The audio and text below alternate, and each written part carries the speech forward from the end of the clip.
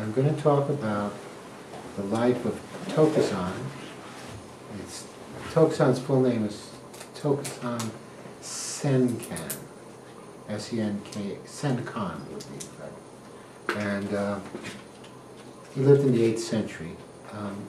The thing that's so important about him is that he's in so many koans, or at least I've decided it's important. I don't know if it is, he's in so many koans that you can trace the stages of his life, from youth to middle age to old age, and see how this very prominent Zen master matures. And I like using his life because we can look at it not just through the traditional way of Zen practice, but through the way that Lost Coin studies things too, because his life is illustrative of that, of a certain kind of development. And, remember that even if he is like an 8th century person, our minds are not that different in our personalities. And so what I would recommend as I go through his life and the events, try to identify with each part. And I'll try to set some guidelines for that. I won't finish this week, I'll finish next week. It's too much, maybe in 3 weeks. Well, let me start with it's a famous 4-line thing from Dogen's masterwork, the Shobogenzo. And it says, to study the realized way is to study the self. To study the self is to forget the self. To forget the self is to be enlightened by the 10,000 things. It's very nice. Sums up practice in a way. So, to study the self, which is what we're doing, is to study the enlightened or realized way is to study the self. So, realization, development, enlightenment, the way is to study the self. To study the self deeply is to forget the self. Because when you forget the self, then you see what the rest of the self that's been hidden before is.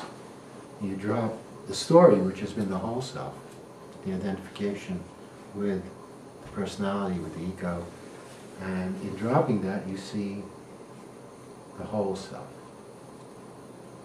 To forget the self, then, Dogen says, is to be enlightened by the 10,000 things. 10,000 things is Chinese way of saying everything. The numbers were smaller then. Now they would probably say the 10 trillion things, but 10,000 was considered a big number. So it means if you forget the self, or our concept of the self, then everything is the self. Everything tells you who you are.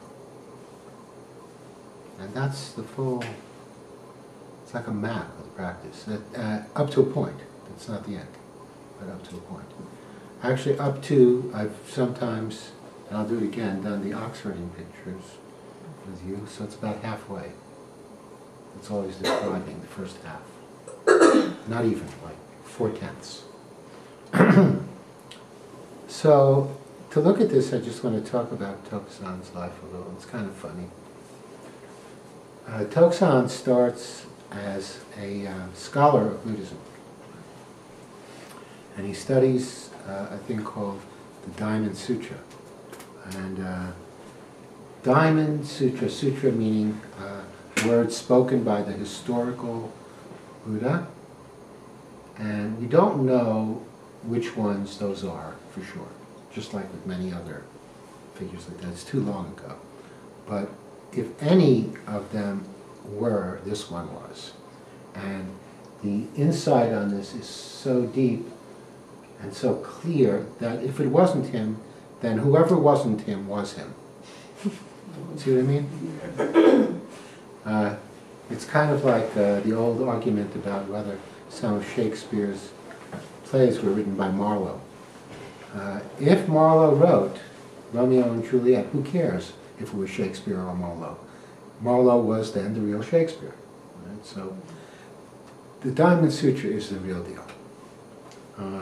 And it means diamond not in the sense of a jewel that is bright or beautiful, but in the sense of a jewel that can cut through anything.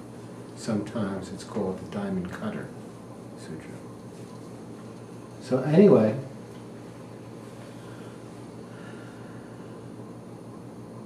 the young Tokusan is a scholar of the Diamond Sutra, and he's the most famous one in China.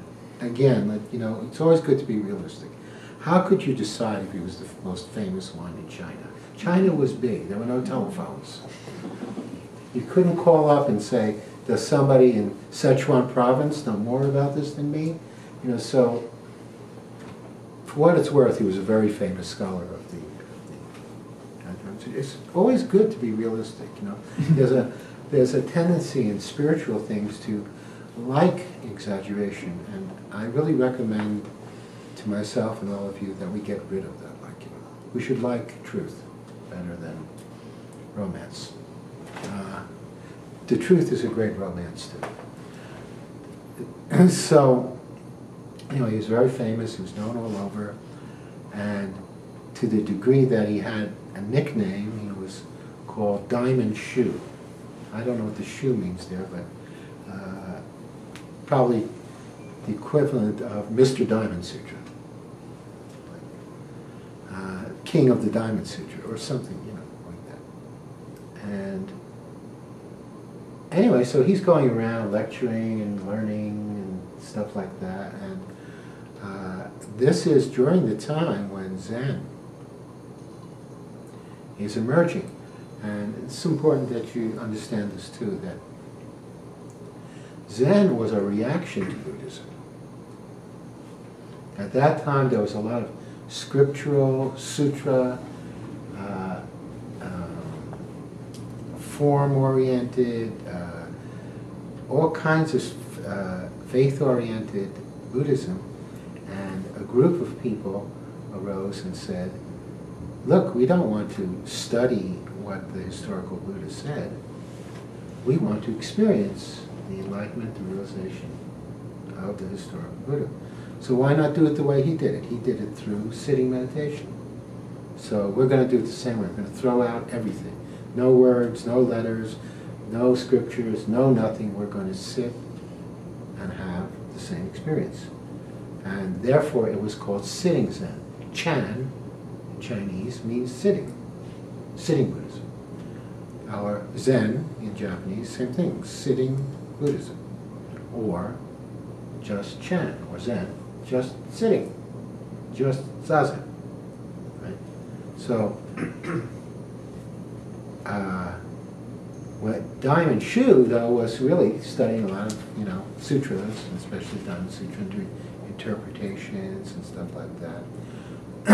Kind of like the old Buddhism. And he heard that up north there was a group of teachers who were teaching realization and enlightenment outside scriptural Zen, scriptural Buddhism, outside analysis, outside discussion, and real fast. Sudden enlightenment. Not in many lifetimes, as was understood in certain parts of the world. Buddhism, Vedanta. When he heard this, that these people said that they knew what it was all about, and that you didn't have to study the stuff that he was so expert in, it infuriated him. It just made him very angry. And from that, you can see kind of where he was at. He was Mr. Right. I mean, and in being Mr. Right and being so infuriated that these other people were saying this instead of curious, interested, possibly open, you can see that in his studies he was absolutely nowhere. What had he gained?